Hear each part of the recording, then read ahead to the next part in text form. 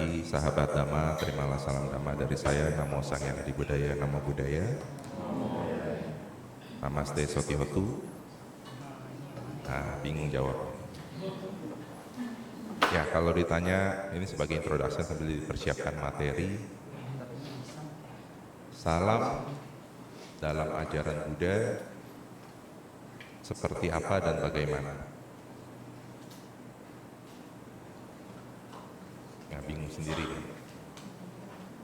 Ada yang mengucapkan Namo Buddhaya, padahal sesungguhnya Namo Buddhaya adalah terpujilah Buddha. Apakah itu sebagai salam? Yang lebih tepat kalau kita menggunakan namaste, namaste adalah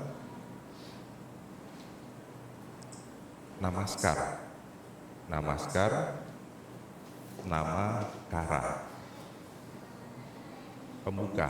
Nah, itu bisa dipakai, tapi itu menggunakan bahasa India. Sotihotu mungkin itu sesuatu yang baik juga. Sotihotu adalah aspirasi untuk yang di hadapan kita berbahagia dan bisa dikembalikan dengan kembali Sotihotu. Ya, sebagai perkenalan, di situ udah ada foto saya, sudah ada, nah, ini dia udah masuk. Ini sedikit profil mengenai saya, beda ya fotonya ya. Kalau ini foto spiritual, ini foto duniawi. Jadi pekerjaan saya adalah konsultan IT. Saya menikah dengan 3 anak, 2 putri, 1 putra. Tempat tinggal saya di Cipondo. Nama wisudi saya adalah Katyananda. Nah, ini istri dan anak-anak saya. Jadi paling gede, oh di situ nggak tampil ya? Satu doang. Oh yang satu ya, baik.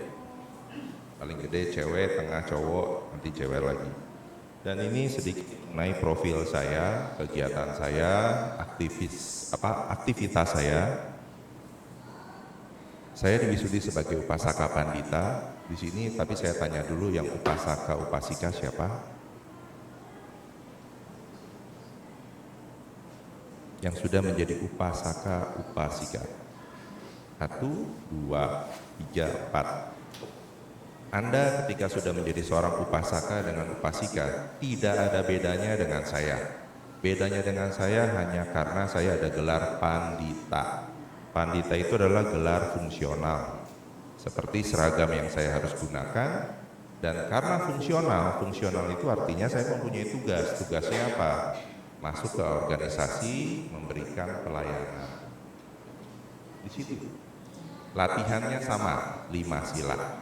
Tapi di organisasi saya ada tambahan 3 sila lagi. Beda dengan atas sila, tidak.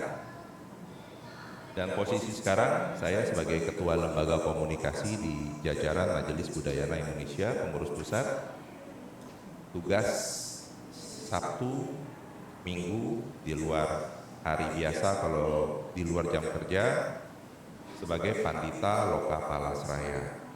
Apa itu Pandita Loka Palasraya? Tadi tugasnya ada pemberkahan rumah, ke rumah duka, kemudian untuk pernikahan. Tapi jangan ketika mendengar yang ketiga Anda langsung bilang, oh Romo kalau gitu saya kalau menikah cari Romo dong. Ya, bukan. Cari wihara dulu tempat Anda. Dan pekerjaan saya sekarang ini sebagai tadi di konsultan IT, posisi saya di board of director di perusahaan tempat saya bekerja.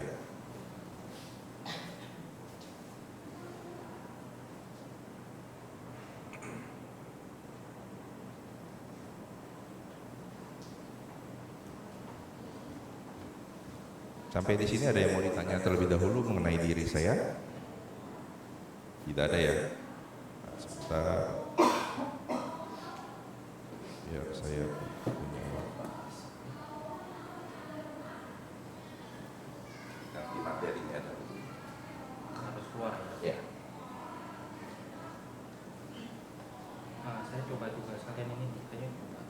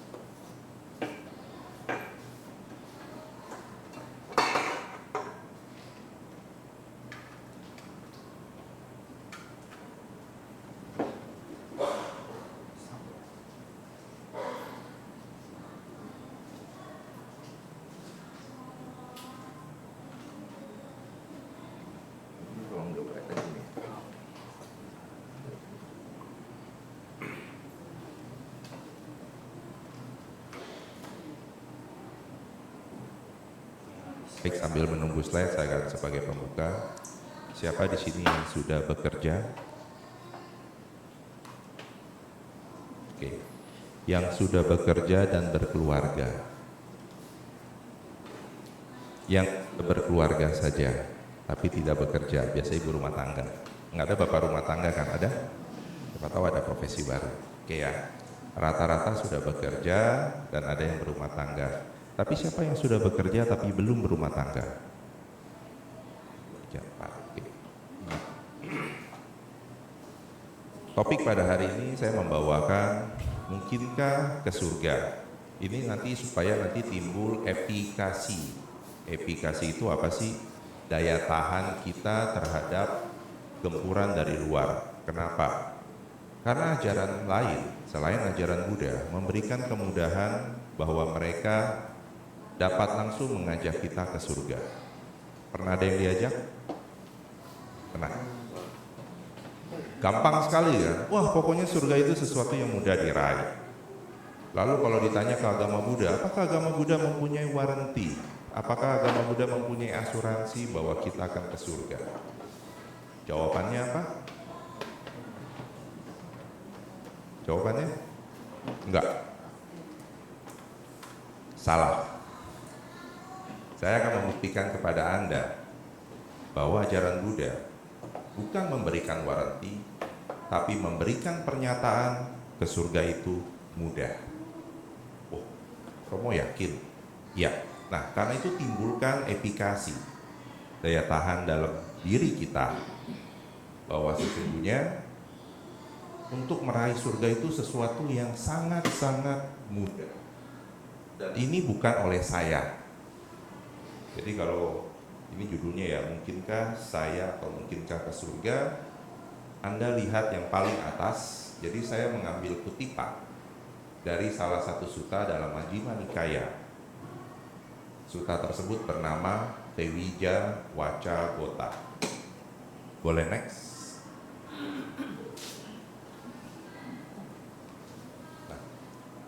Saya memberikan gambaran perumah tangga. Perumah tangga mempunyai tingkat kesibukan yang luar biasa. Tadi ada yang bekerja, ada yang menikah, dan mungkin sudah mempunyai keturunan, harus merawat. Apakah masih bisa dapat memikirkan, seperti tadi saya pembuka, di sana spiritual, di sini duniawi. Apakah masih dapat terbuka untuk kita berlatih, untuk kita meraih sesuatu yang dianggap berharga oleh ajaran lain, yaitu apa? Surga. Tapi saya di sini memberikan gambaran terlebih dahulu. Buddha tadi akan mengatakan meraih surga itu sesuatu yang mudah, tetapi bukan tujuan akhir kita. Nah, dengan kesibukan berumah tangga, terutama melakukan usaha ekonomi, banyak dilema yang dihadapi perumah tangga. Menjalankan 5 sila ini banyak dilema. Dilemanya apa? Di sini yang punya usaha sendiri, wira swasta, usahanya apa?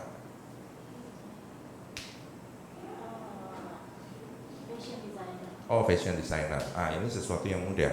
Tapi di sini ada yang sebagai breeder anjing atau kucing. Breeder itu artinya peternak. Ada yang sebagai nelayan enggak? Ada yang sebagai pemasok daging atau tidak di sini? Kalau ada, mungkin dia kalau sering ke wihara, suatu saat dia akan pindah ke rumah ibadat lain. Karena sila pertama aja nggak lulus. Setuju gak?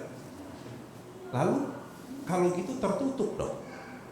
Bagi mereka yang mempunyai usaha-usaha yang tadi saya sebutkan, mereka tidak bisa mempelajari ajaran Buddha.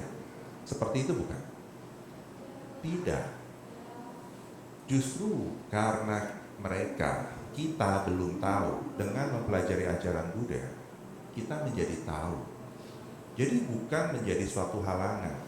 Pancasila, 5 sila, ini bukan sesuatu yang mutlak, yang kalau dilanggar neraka buahnya. Tidak. Pancasila, di sana ada kata sika. Pana tipata wera mani sika. Sika artinya adalah latihan. Semua pernah tahu gak kalau sika itu artinya latihan? Kalau latihan artinya bukan ujian. Kalau gagal gugur. Tidak. Kalau gagal ya berlatih lagi terus sampai bisa. Karena itu Buddha bukan memberikan ultimatum, tidak, tetapi memberikan kita kebebasan berkembang sesuai dengan kebijaksanaan kita. Next. Sehingga kalau kita sudah tahu hal tersebut, apakah kita dapat meraih surga dengan semua kesibukan kita sebagai perumah tangga? Nah, jawabannya nanti kita bisa simpulkan dan saya coba rangkumkan, tetapi kita akan masuk ke dalam sutta. Next. Ini latar belakang Tewija Wacagota Sutta. Tewija, T itu 3, Wija itu pengetahuan. Wacagota adalah nama seorang Brahmin atau Brahmana. Brahmana bukan seorang sebatas samana, pertapa, tidak. Brahmana bisa sebagai satu sebutan, mereka orang perumah tangga, pabajita, garawasa, bukan pabajita. Jadi Wacagota adalah seorang Brahmana awam, dia bukan seorang, dia penganut Hindu, ajaran Weda dulu ya, bukan Hindu disebutnya sebagai penganut ajaran Weda, tetapi dia perumah tangga, sama seperti kita.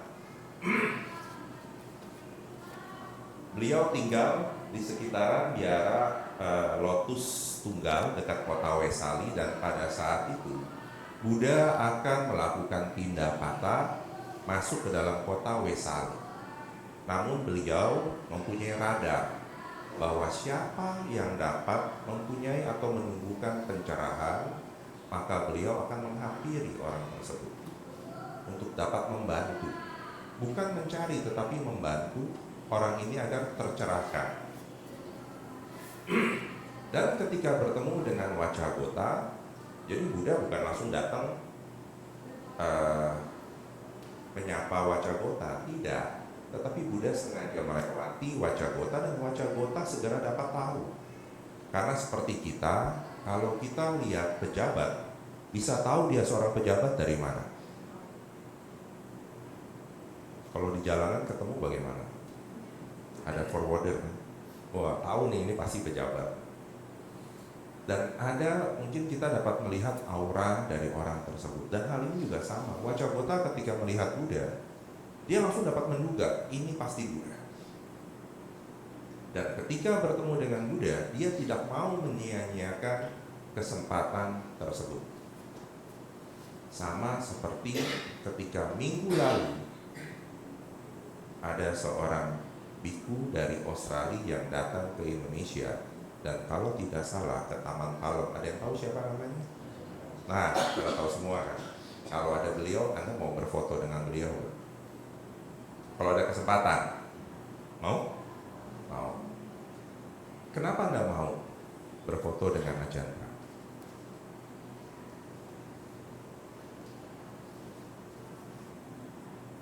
Kenapa?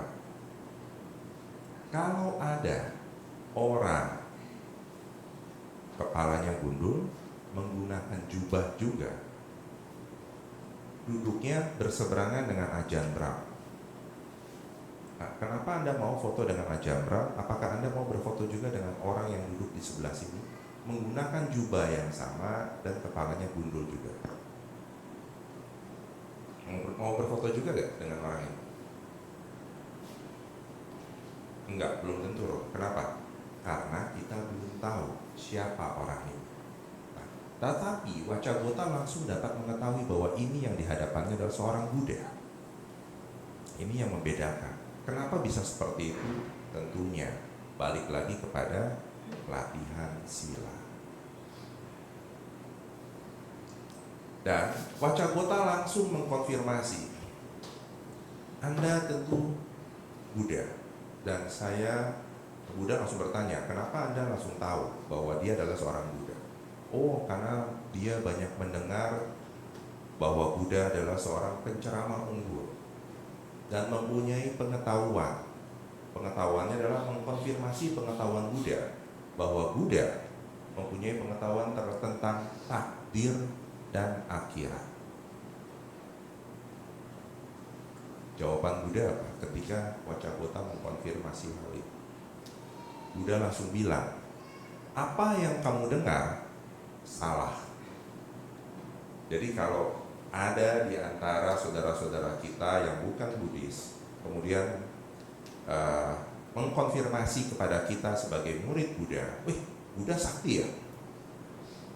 Memang kamu tahu Buddha sakti dari mana? Iya, Sun Gokong aja kalah sama Buddha. Ya kan, kalau cerita Journey to the West. Dan Buddha bukan hanya sebatas tentang mengetahui takdir dan akhirat. Baru mau minta next voice comment, orangnya udah hilang. Saya next ini lagi.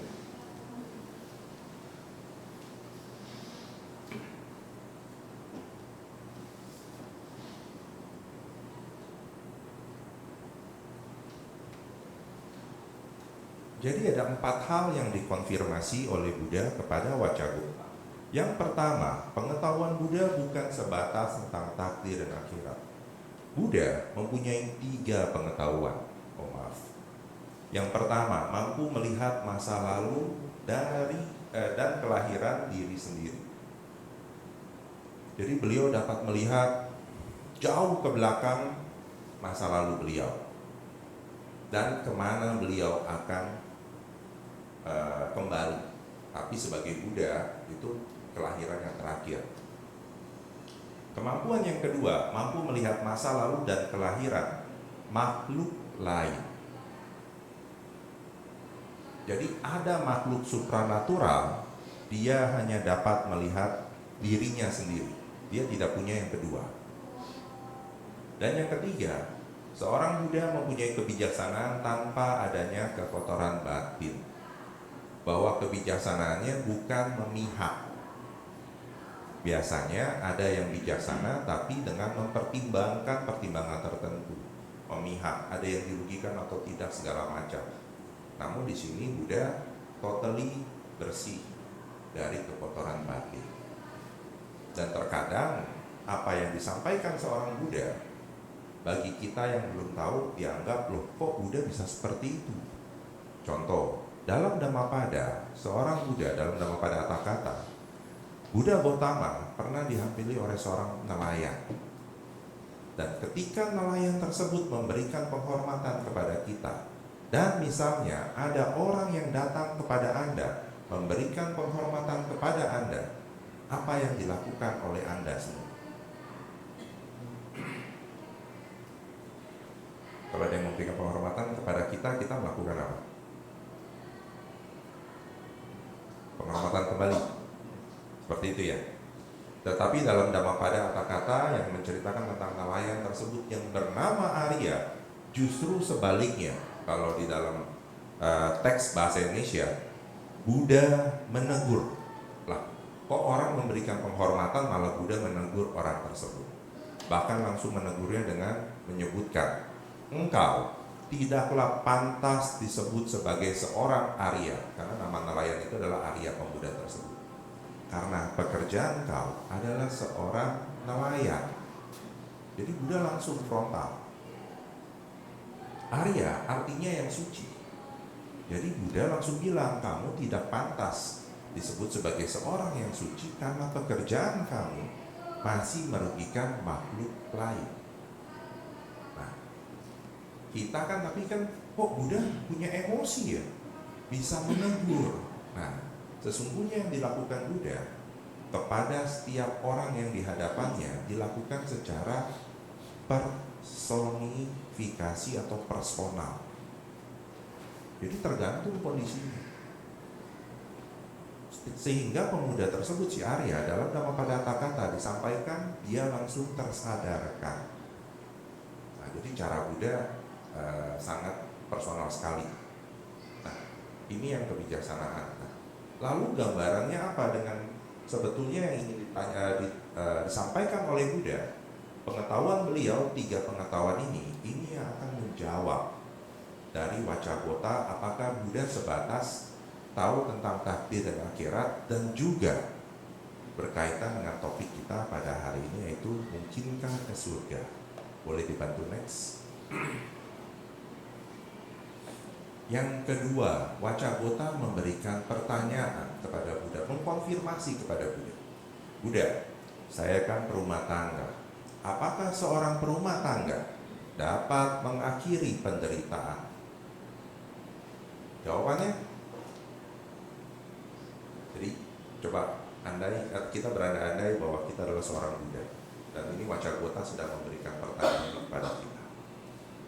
Perumah tangga, saya sebagai seorang perumah tangga, apakah seorang perumah tangga dapat mengakhiri penderitaan? Kalau Anda sebagai seorang Buddha, jawabannya bisa. Boleh next.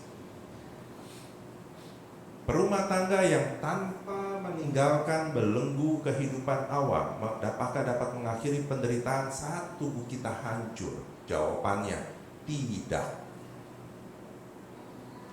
Maksudnya, mengakhiri penderitaan di sini adalah mencapai kebebasan akhir, yaitu nibbana. Karena di sini Wacabota bilang perumah tangga yang tanpa meninggalkan belenggu kehidupan awam. Apa yang dimaksud dengan belenggu kehidupan awam? Kegiatan kita sehari-hari sebagai seorang perumah tangga, bekerja, berkeluarga, bersosialisasi. Apakah dapat mengakhiri penderitaan? Tidak. Setelah Anda tahu bahwa Buddha menjawab tidak, siapa di sini yang mau meninggalkan kehidupan sebagai perumah tangga? Ada yang mau? Loh, gimana nih? Anda jadi lebih suka menderita?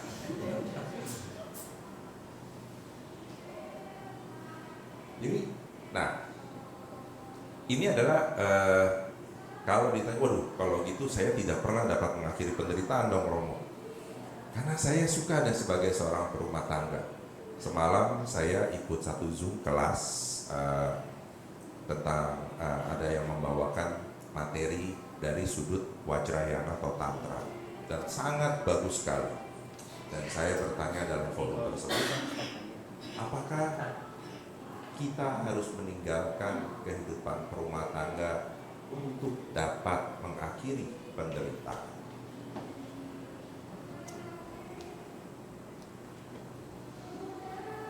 Jawabannya bukan yang seperti Buddha langsung bilang, tidak. Apakah dapat? Bisa. Kalau di sini kalau jawaban Buddha tidak.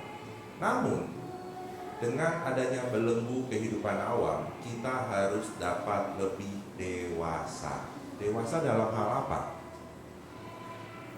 Di sini ada yang gajinya 1 bulan 100 juta. Penghasilannya ada.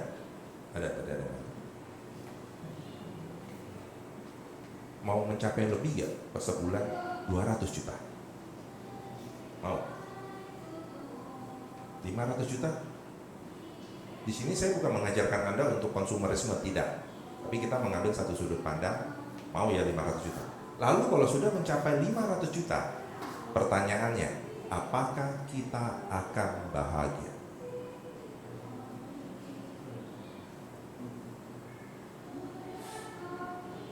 Jawaban semalam yang saya dapat sangat-sangat indah sekali. Beliau memberikan gambaran, ketika di tangan kita hanya ada 100.000, apakah kita siap kehilangan 100.000? Ketika di tangan kita ada 500 juta, apakah kita siap kehilangan 500 juta? Nah, itu konsekuensi belenggu kehidupan awam. Bantai tersebut menggambarkan, jika memang kita mau mencapai sesuatu yang baik, mendapatkan yang baik, apakah kita sudah siap untuk melepas hal ini suatu saat? Jawabannya tidak. Kita akan semakin, kalau tadi 100, naik 200, naik 500, kalau ditanya apakah siap melepas 500, maunya nyampe 1M, tapi ketika ditanya apakah siap mencapai melepas 1M, tidak. Nah, ini belum. Dan sebagai umat Buddha, kita harus sadar bahwa ini adalah belenggu. Wacagota sedang di-remind oleh Buddha. Perumah tangga ini mempunyai belenggu. Tapi bukan untuk dihindari, disadari terlebih dahulu. Boleh next? Pertanyaan kedua. Nah ini dia. Pertanyaan ketiga. Buddha, apakah seorang perumah tangga yang masih diliputi atau terbelenggu oleh kehidupan awam dapat mencapai ke surga? Jawabannya apa? Dapat. Tepat. Berarti Anda sudah bisa dapat menjadi seorang Buddha. Boleh next? Perumah tangga yang tanpa meninggalkan belenggu kehidupan awam, apakah dapat mencapai surga saat tubuhnya hancur? Buddha bukan sebatas menjawab dapat atau iya, tetapi beliau sangat panjang menjawabnya. Bukan hanya 100, 200, 300, 400, 500, bahkan lebih. Tanpa meninggalkan belenggu kehidupan awam, perumah tangga dapat mencapai surga saat tubuhnya hancur. Jadi sangat mudah sekali kan? Kalau ditanya apakah surga ini sesuatu yang sulit untuk dicapai, tidak. Udah langsung jawabnya bukan hanya 1, tapi bukan hanya 100, 500 bahkan lebih. Beliau menjawab ini karena beliau mempunyai pengetahuan yang tadi dapat melihat kematian dan kelahiran makhluk lain. Dan beliau menceritakan bahwa di surga itu ya beliau banyak melihat makhluk yang dari semua alam terlahir ke alam surga, terutama manusia.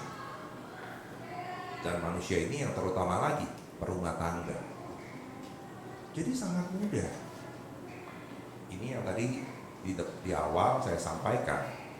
Dengan pernyataan ini, efikasi harus kita munculkan, antibodi kita munculkan. Ajaran lain yang mengagungkan surga di ajaran Buddha sangat mudah untuk diraih, walaupun masih terbelenggu oleh kehidupan awam.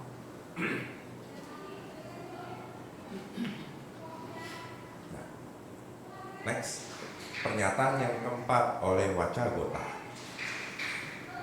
Kalau tadi Wacagota bertanya perumah tangga apakah dapat ke surga, Buddha menjawabnya bahkan panjang, bukan hanya 100 tapi 500 lebih. Wacagota bertanya, Buddha, kalau pertapa ajiwaka bagaimana? Apakah dapat banyak di surga atau mencapai surga? Nah, kalau seperti ini, jawaban Anda sebagai Buddha apa?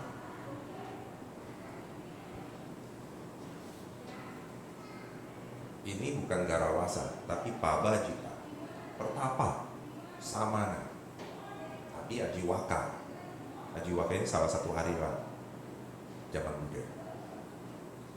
Jawabannya bisa. Next.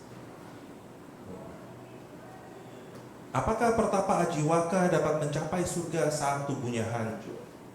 Buddha menjawab, aku tidak menemukan petapa ajiwaka yang ke surga kecuali 1.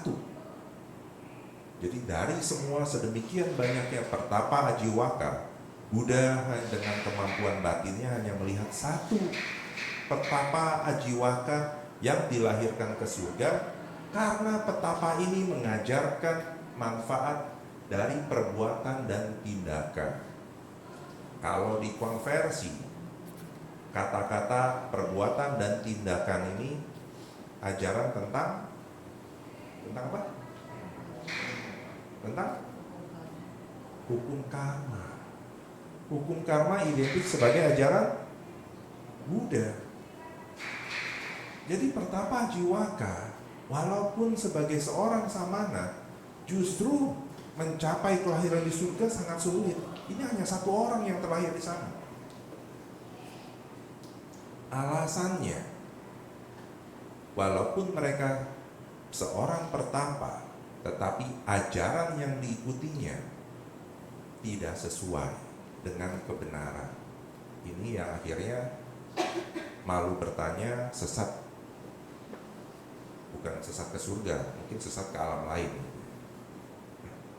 Ini yang Buddha memberikan gambaran, justru umat awam yang sebatas menjalani kehidupannya, tetapi tentunya dengan kebaikan, banyak ditemui di surga.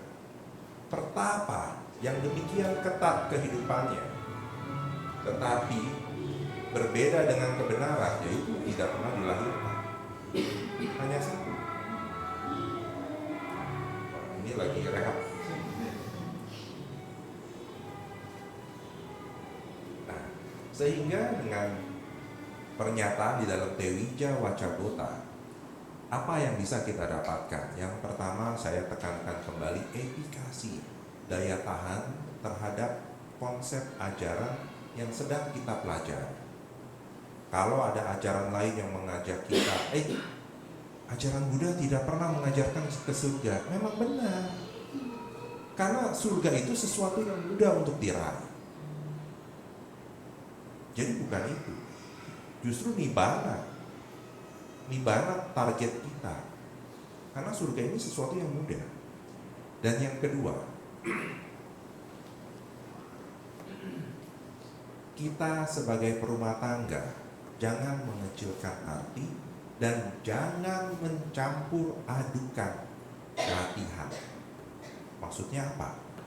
Tadi, karena kita banyak mendengar cerita tentang sutta, ajaran Dhammadesana, kita tidak saring lagi. Oh, ini kan ajaran Buddha, ajaran dari Tripitaka, harus saya terapkan. Tapi nanti dulu, kita harus mempunyai kebijaksanaan. Kebijaksanaannya seperti apa? Nanti di lain kesempatan ya saya bisa tampilkan. Tapi yang sekarang yang saya ingin sampaikan adalah, ketika suatu sutta diuraikan kepada Anda semua yang hadir sekarang di sini, perhatikan siapa audiensnya. Kalau tadi saya tampilkan latar belakangnya, audiensnya adalah Wacagota, seorang Brahmana yang berumah tangga. Tetapi kan dalam sutta ada yang disampaikan, oh para biku, artinya audiensnya siapa? Biku. Jadi jangan bulat-bulat ditelan oleh kita, oleh Anda, karena Anda bukan biku. Nah, sebelum saya lanjutkan, ada satu pertanyaan lagi yang ingin saya berikan. Siapa di sini yang ingin menjadi samanera, samaneri tahun ini? Oh, rencana satu. Ada satu nih, cuma satu. Yang lain? Latihan boleh. Nah, jadi harus dibedakan makanan yang akan kita makan, makanan batin yang disampaikan oleh para penceramah ini untuk siapa? Kalau untuk dalam latihan boleh diterapkan, tetapi hati-hati, karena saya ada satu teman berkeluh kesah. Dia menguraikan demikian banyak ajaran Buddha, tapi membuat hubungan suami istri itu menjadi terpisah. Karena yang diterapkannya adalah tentang Brahmacharya, Brahmacharya, yang hidupnya selibat. Hidup selibat tahu? Walaupun berkeluarga kan, kalau atasila itu ada kan yang Brahmacharya, hidup selibat, tidak bercampur. Jadi suami-suami, istri-istri. Nah, tetapi itu jalannya bukan hanya sebulan sekali, sebulan 2 kali. Itu jalannya 1 tahun full. Nah, keluarganya jadi goyah. Karena yang satu bilang, saya kan sedang berlatih. Tapi latihannya mengakibatkan orang di sekelilingnya menjadi terabaikan. Bukan dilupakan, tapi terabaikan. Nah, ini yang pesan yang ingin disampaikan juga. Nah, sampai di sini jika ada pertanyaan, saya persilakan. Ada?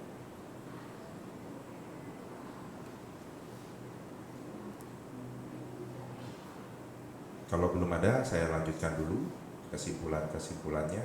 Tadi baru 2 ya. Dan kesimpulan yang ketiga, ketika kita mempelajari suatu ajaran, terutama ajaran Buddha, jangan seperti Ajiwaka ini, pertapa Ajiwaka, yang mempunyai namanya apa? Kalau orang fanatik terhadap satu ajaran, ya akibatnya ini salah jalur. Sesuatu yang berlebihan itu kuranglah baik, walaupun berlebihannya tentang dhamma itu sendiri. Karena nanti Anda boleh, kalau saya diberikan kesempatan untuk datang lagi, saya akan membahas tentang Alagadu Pama Sutta, yaitu tentang apa? Yaitu yang berlebihan-berlebihan ini terhadap dhamma. Itu ada. Buddha merimain kita. Walaupun ini dibilang suatu kebenaran, tapi kalau berlebihan pun, ini akan membawa masalah untuk diri kita. Nah, 3 pesan ini yang ingin saya sampaikan dengan materi mungkinkah ke surga. Silakan jika ada pertanyaan, saya persilakan.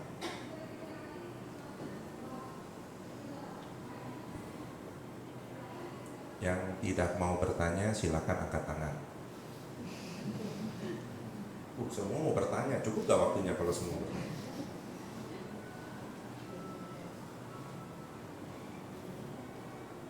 Ya, silakan, ada satu di sini.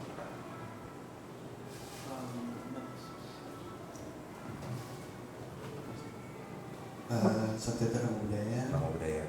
izin ngomong, saya izin bertanya. Mungkin ini agak sedikit di luar dari topik, tapi berhubungan itu tentang tingkat kesucian Sotapanna. Apakah kita sebagai umat rumah tangga bisa sampai di titik itu, dan apakah ada hubungan dengan tadi yang mudah ke surga? Apakah ada hubungannya? Mohon dijelaskan. Terima kasih. Ya.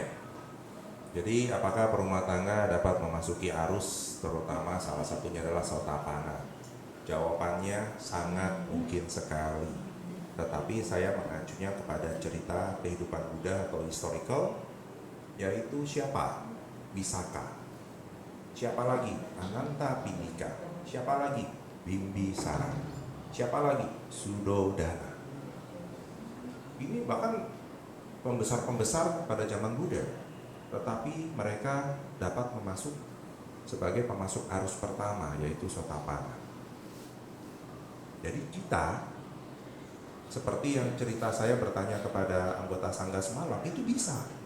Karena beliau juga mengulang hal yang sama. Zaman Buddha banyak.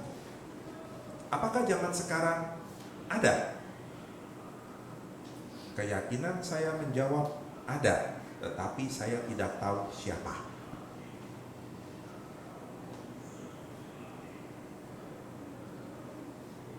Tapi saya pernah menemukan yang mempunyai tanda-tanda. Jadi tanda-tanda doang, ini jangan percaya omongan saya. Karena ini hanya kesimpulan sesama grup. Wah, kita kan coba memberikan clue. Kira-kira siapa? Saya pernah bertemu dengan seorang sayalai yang berjalannya itu seperti terbang. Jadi jalannya sangat pelan. Anda pernah ikut jalan meditasi jalan? Nalatian? Kan kalau kita meditasi jalan kayak terputus kan. Beliau itu dengan jubahnya itu seperti penari yang dari Rusia, kakinya tidak terlihat kalau sedang melangkah. Dan ketika naik tangga pun itu kayak naik eskalator. Pundaknya, kalau saya belajar bela diri, kalau kita ingin menang adalah dengan memperhatikan pundak lawan. Pada saat bergerak, pundak ini kita akan bergerak. Tetapi beliau itu tidak. Jadi gerakannya demikian halus sekali. Nah, jadi waktu saya dan grup, kita langsung menduga-duga nih, apakah beliau sudah mencapai Satapana atau belum? Karena itu tanda-tanda seperti itu. Karena demikian tenang gerakannya dan gaya bicaranya juga tenang dan dapat waktu ada sesi tanya jawab, beliau seakan-akan dapat membaca pikiran kita. Seperti itu. Tapi jangan percaya omongan saya. Kan ini hanya omongan grup, jadi saya bedakan. Kalau ini Anda boleh percaya, kalau tidak percaya Anda boleh cari sumbernya. Tadi di paling depan ada Majjhima Nikaya 1, volume 1, itu ada halamannya. Saya menggunakan PTS. PTS itu Pali Text Society, cara kita mengacu kepada sutta. Pali Text Society adalah mengacu kepada halaman di dalam sutta tersebut. Satu lagi saya lupa, dia hanya menggunakan satu sutta full nomornya. Tapi kalau mau dicari sulit. Kenapa? Karena tidak disebutkan halaman. Nah, jadi supaya memudahkan Anda, saya menggunakan rujukan dari PTS. Jadi kalau penasaran, wah Romo benar apa enggak ya? Ini. Dan dalam Majjhima Nikaya untuk Wacagota, sutanya ada 3. Ini baru 1 suta. Ya, masih ada 2 suta lagi. Ini 2 lagi saya sedang susun materinya untuk dapat dipresentasikan atau di-sharingkan. Karena ada 1 suta lagi bicara tentang Abhyakata. Ada yang tahu Abhyakata? Seperti ini. Ini direkam ya? Iya. Nggak berani kalau gitu. Ya. Edit promo. Gambarannya, saya memberikan gambaran. Ada makhluk yang demikian mempunyai kekuatan ilahi dan dapat menciptakan apapun. Apakah makhluk tersebut dapat menciptakan batu yang demikian besar yang pernah dilihat oleh seorang manusia? Kalau jawabannya bisa, ada pertanyaan yang kedua. Kalau makhluk tersebut dapat menciptakan batu yang demikian besar yang pernah dilihat oleh seorang manusia, apakah makhluk yang menciptakan tersebut dapat mengangkat batu tersebut? Yang pertama ini maksudnya batu yang demikian besar yang tidak dapat diangkat oleh siapapun juga. Tapi yang kedua, apakah dia dapat mengangkat batu yang diciptakannya sendiri yang tidak dapat diangkat oleh siapapun juga? Tangkap gak maksudnya? Jadi pertanyaan 1 dan 2 sesungguhnya bertentangan. Itulah Abhyakata. Dan Buddha pernah ditanyakan pertanyaan Abhyakata ini 2 kali. Yang pertama oleh Malukyaputa dan yang kedua oleh Wacagota. Nah itu ya sekilas. Terima kasih pertanyaan. Ada lagi pertanyaan lain?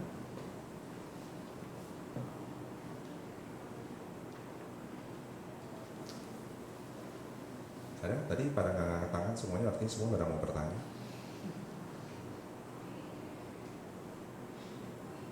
Silakan. Kalau memang belum ada yang bertanya, saya memberikan gambaran supaya kenapa harus bertanya.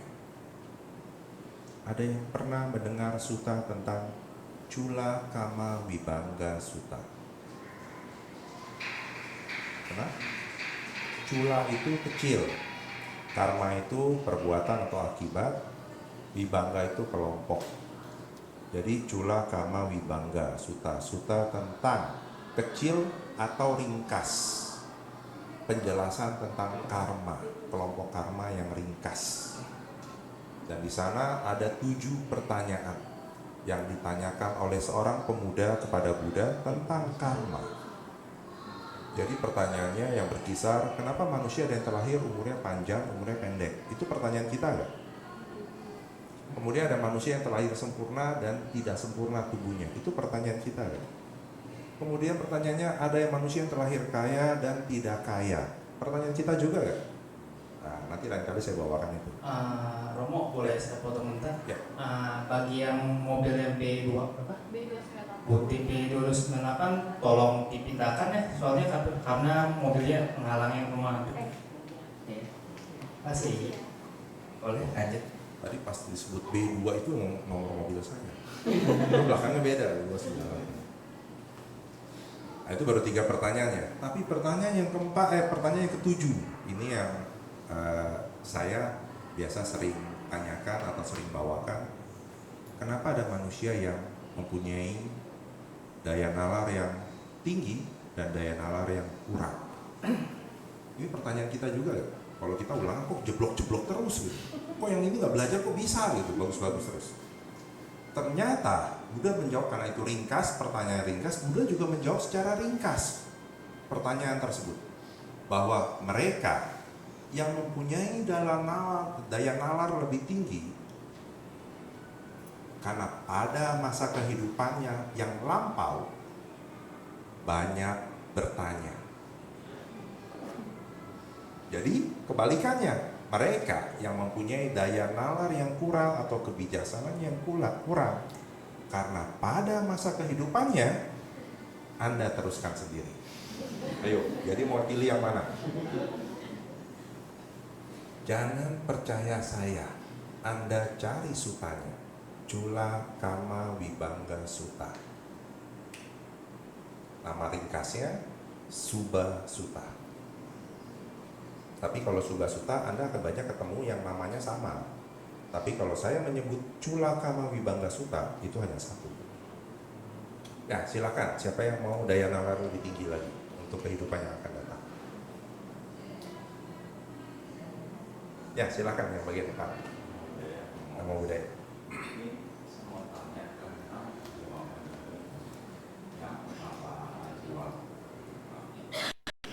Kalau mau tanya tentang pertanyaan itu kayaknya masih belum bisa mencernanya. Kan di sini aku tidak menemukan betapa jiwa yang ke surga kecuali satu, karena dia mengajarkan manfaat dari perbuatan dan tindakan. Maksudnya di sini mengajarkan, dia kasih tahu ke makhluk lain, manfaat dari perbuatan, atau dia sendiri sila dia yang bermanfaat untuk orang lain atau seperti apa. Dan kalau untuk yang umat biasa sendiri bisa ke surga, jadi kondisinya itu apakah dengan istilahnya harus bagus atau seperti apa? Ya, ini pertanyaan sangat bagus sekali ya, baik sekali. Saya menjelaskan ulang. Kecuali satu, karena dia mengajarkan manfaat dari perbuatan dan tindakan, artinya mengajarkan artinya kepada pihak lain yang di luar dia, kepada para pengikut Ajiwaka, dan mengajarkan tentang konsep karma. Kalau berbuat baik, hasilnya akan baik. Kalau berbuat buruk, hasilnya akan buruk. Semudah itu. Mungkin kalau ajaran lain bilang tentang hukum tabur tuai, sama. Tapi ini kan konsepnya justru Buddha sangat menekankan sekali. Jadi dari semua sekian banyak Ajiwaka hanya satu yang mengajarkan konsep itu. Lalu yang lain mengajarkan konsep apa? Kalau dalam sutta, para pertapa ini lebih menekankan kepada latihan mereka yang beranggapan bahwa dengan menjalani latihan ini, surga itu dapat diraih. Salah satunya penyiksaan diri. Padahal kan ini salah satu jalan ekstrim yang Siddhartha lakukan tidak berhasil. Siapa yang pernah ke India? Ibu pernah? Siapa lagi? Satu. Ibu waktu ke India lihat banyak pertapa nggak di sana? Pergi ke Sungai Ganga. Ada lihat yang mukanya dirias-rias, kemudian dia tidak berpakaian baju, hanya menggunakan kain putih, duduk bersila di pinggir Sungai Ganga. Oh, yang bakar-bakar ya, kremasinya ya.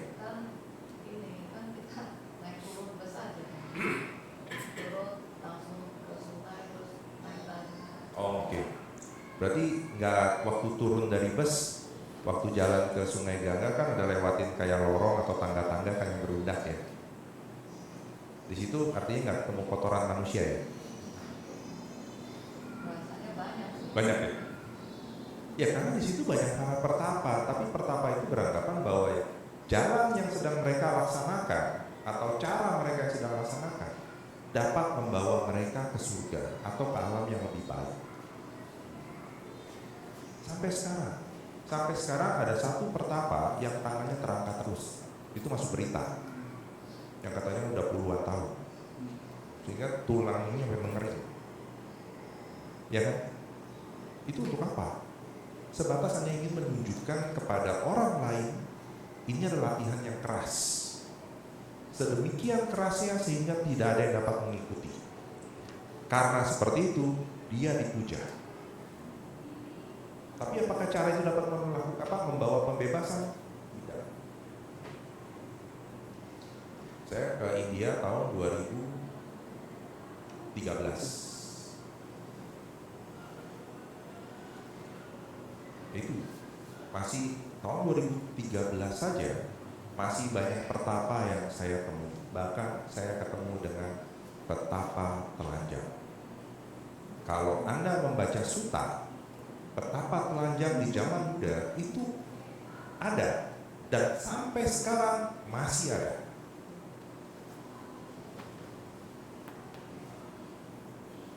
Jadi mereka dapat tetap terawat ya itu. Karena berpikir manusia yang masih berpikir cara penyiksaan diri ini masih dapat membawa pembebasan. Bahkan ada pertapa anjing. Jadi pertapa yang hidupnya mirip seperti anjing. Makannya tidak menggunakan tangan, tetapi langsung dengan mulut ngambil. Itu ada. Nah, seperti itu.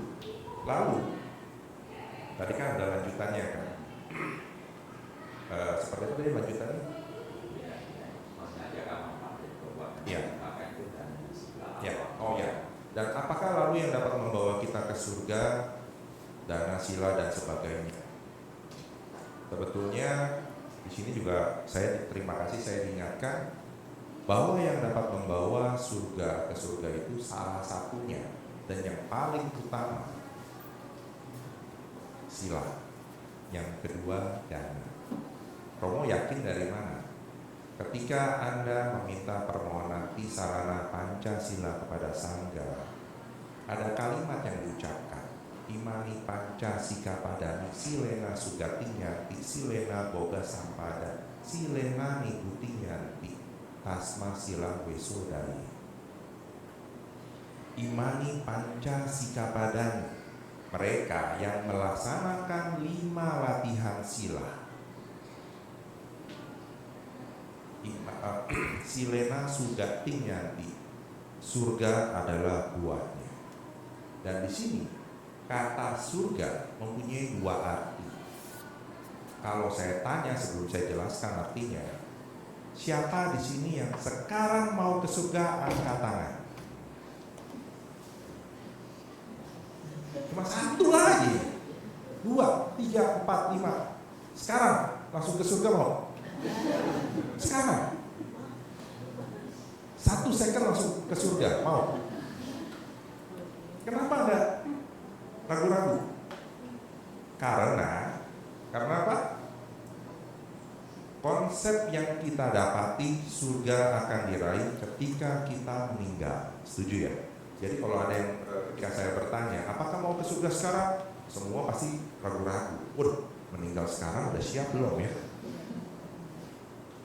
Nah, jadi konsep surga itu 2. Harus kita punya keyakinan surga. Su itu baik artinya. Ga itu kondisi atau alam. Kondisi alam yang baik. Kalau Anda bertemu dengan pasangan hidup, bertemu dengan keluarga, berkumpul dengan anak-anak, dan di sana ada canda, tawa, gembira, Anda bahagia. Pada saat itu Anda sudah memenuhi kriteria surga. Jadi bisa diraih pada saat kita masih hidup. Dan satu lagi, konsep 31 alam kehidupan. 4 alam menyedihkan, 4 alam menyedihkan, 1 alam manusia, sisanya di atas alam manusia. Itu dianggap surga, alam para dewa. Nah itu benar, diraih setelah kita meninggal. Jadi kalau ada yang bertanya, apakah Anda pernah merasakan surga? Jawaban saya pernah. Dan bukan cuma sekali, berkali-kali. Jadi Anda jangan takut kalau diajak ke surga. Artinya untuk bisa membangkitkan kebahagiaan yang bisa kita rasakan pada saat kita masih bernafas. Jadi seperti itu jawabannya. Sila. Yang kedua tentunya perbuatan, dana. Karena yang sila ini kan untuk diri kita. Dana ini untuk yang di luar diri kita. Dan sesungguhnya ini harus ada 2 arah. Karena nanti mungkin lain kesempatan, jadi banyak materi yang ingin dibawakan. Bahwa sesungguhnya umat Buddha harus kaya atau tidak? Harus. Lalu kenapa dikit yang kaya? Banyak? Banyak.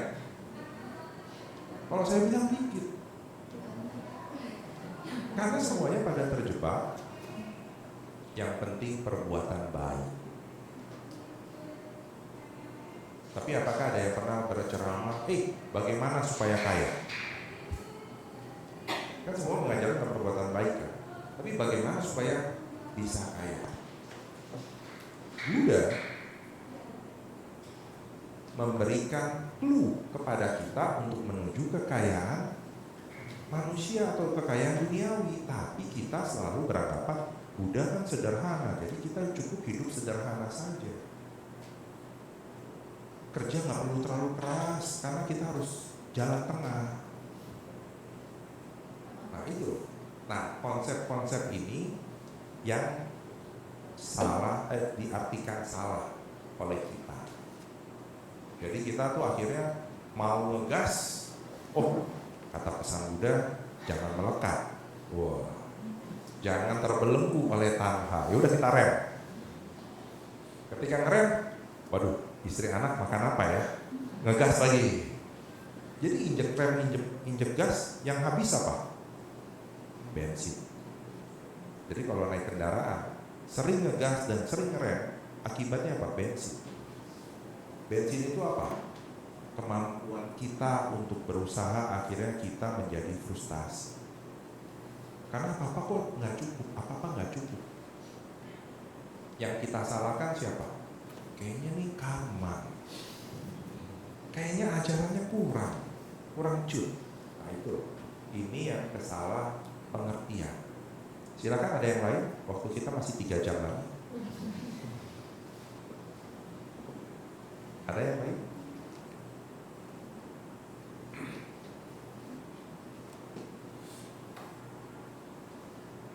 Jadi Anda nggak perlu heran nantinya kalau ketemu saya dalam hari kerja, jam kerja, terkadang saya menggunakan pakaian ini ada di rumah duka pada jam-jam kerja tertentu. Karena di kantor saya mereka sudah tahu fungsionalnya saya. Bukan berarti saya mengabaikan pekerjaan di kantor, tidak. Tapi saya sesuaikan.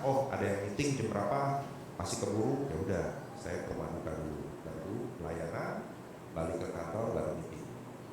Nah, itu yang bisa kita jawab. Baik, ada pertanyaan? Mungkin pertanyaan terakhir.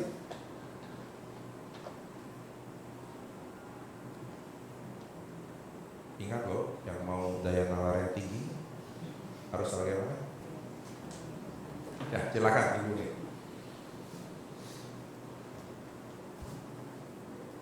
Selamat pagi, Romo. Selamat pagi. Saya rasa ajaran Buddha tidak pernah mengajarkan umatnya untuk tidak mencari harta sebanyak-banyaknya. Tidak ada seperti itu. Hanya orang-orang yang menyalahgunakan atau membuat alibi bahwa ini loh ajaran Buddha, dikit-dikit tanha, dikit-dikit awija. Tanha itu sebenarnya tanha itu ada 3 jenis kama tanha, di bawah tanha sama bawah tanha. Itu kama tanha itu keinginan rendah, seperti keinginan rendah lah, seperti perbuatan jahat. Justru Buddha mengajarkan kita selalu berbuat kebaikan supaya kita bisa mencapai kebahagiaan di surga, baik di dunia maupun di setelah kematian. Jadi di ajaran Buddha sama sekali tidak ada pernah diajarkan umat-umatnya suruh sederhana, tidak ada. Tidak pernah saya menemukan itu. Justru umat-umat Buddha kadang-kadang sebagian ya ngomong-ngomongnya terlalu banyak, ngurusin tanha, ngurusin awija, ngurusin ini, ngurusin itu, dan mengabaikan bahwa kita ini berumah tangga, kita ini harus kerja mencari uang sebanyak-banyaknya. Karena itu umat Buddha itu banyak banget yang kaya raya. Nomor 1 aja, orang nomor 1 di dunia yang kaya raya Steve Jobs itu umat Buddha. Banyak banget umat Buddha yang kaya raya. Jadi kita kalau umat Buddha dan miskin, kita harus sadar, kita harus kerja sebanyak-banyaknya, berbuat baik sebanyak-banyaknya. Saya termasuk umat Buddha yang percaya bahwa agama Buddha adalah agama yang paling benar menurut saya, dan bisa membawa saya kepada kekayaan duniawi, duit lah. Kita intinya duit lah. Kekayaan duniawi, baik rumah, baik properti, baik apa, semua bisa saya dapatkan berdasarkan ajaran Buddha dan memegang teguh dana sila dan bawana. Itu sudah saya buktikan sendiri. Jadi kalau ada umat Buddha yang mengatakan bahwa ajaran Buddha pesimis, ajaran orang untuk orang miskin, membawa kemiskinan, itu salah benar gitu. Konsepnya salah benar, salah sama sekali. Jadi jangan karena kita miskin terus kita agama Buddha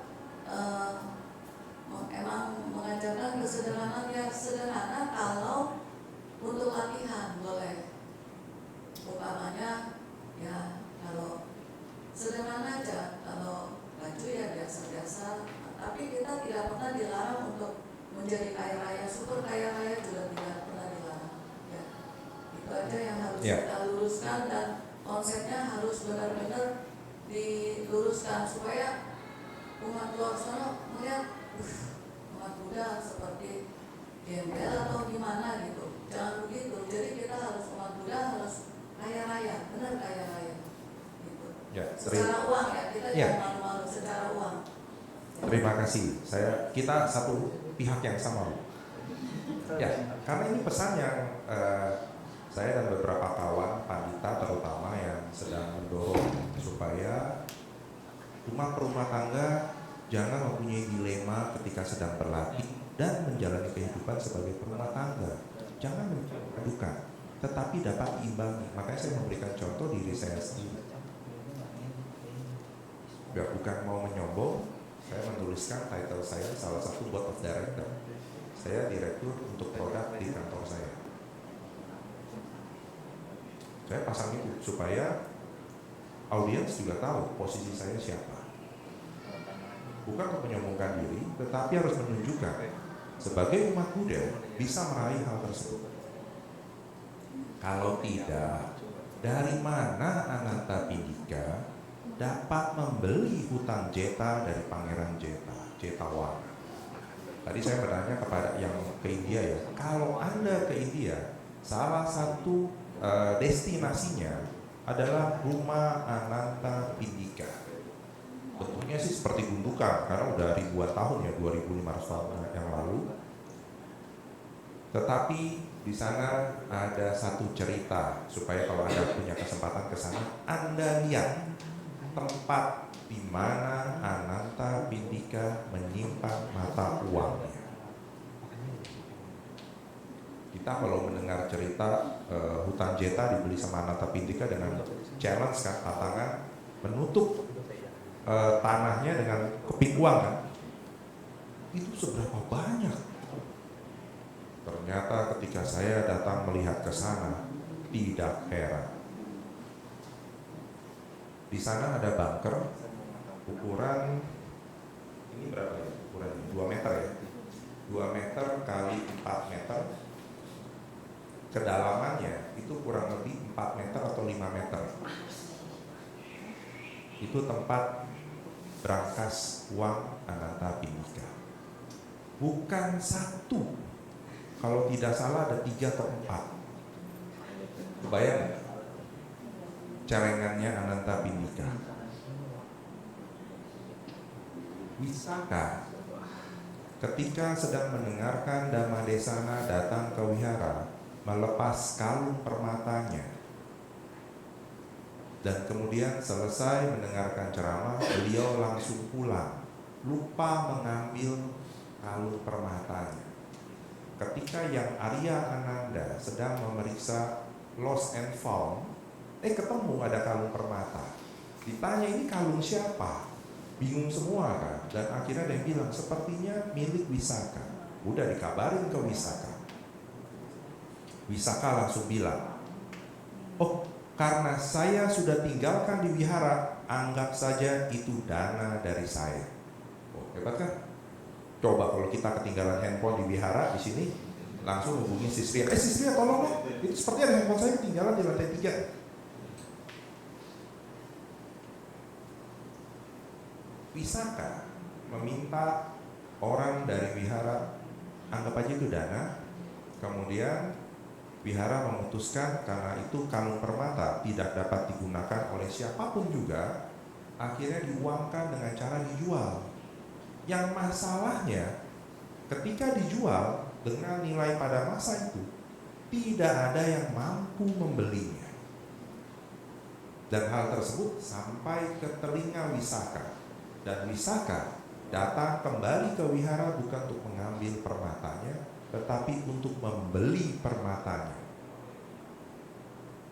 Karena cuma dia yang satu-satunya yang mampu membeli.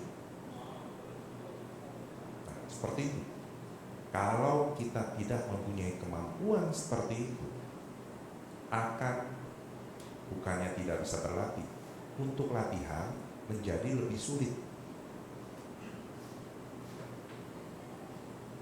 Nah, sehingga seperti cerita ibu tadi, bangkitkan kemampuan optimal sebagai perumah tangga untuk mendukung latihan kita. Wisaka dapat mendukung latihannya karena begitu. Anantapindika juga sama. Raja Pasenadi juga sama. Tapi beliau sudah jadi raja duluan, sehingga latihannya lebih mudah. Terima kasih Bu sudah membantu mendukung. Apa yang ingin saya sampaikan memang tepat sekali. Sebagai umat Buddha jangan berpikir pesimis, jangan berpikir tentang karma. Soalnya dari 10 orang yang saya temui, 15 orang menjawab. Baru 10 tapi 15 orang yang menjawab. Kalau sesuatu yang buruk datang kepada kita, kita menyebut sebagai karma buruk. Tapi kalau yang baik datang kepada kita, kita sebutnya apa? Hoki. Bukan karma baik. Jadi hoki itu adalah sesuatu yang datangnya secara kebetulan, bukan baik atau buruk. Tadi kan Anda sudah membacakan Abhijñā Paccawekkhana, Brahma Wihara Parana. Ya itu di sana kita di-remind sesuatu yang datang kepada kita bukan tanpa alasan, baik atau buruk. Demikian yang bisa saya sampaikan, semoga berkenan, semoga dapat membawa sesuatu yang baik dan Anda juga dapat memberitakan yang baik ini kepada orang di sekeliling Anda. Semoga semua makhluk berbahagia, sampai sata bawantu sukitata satu. Saya kembalikan kepada pimpinan Bapak.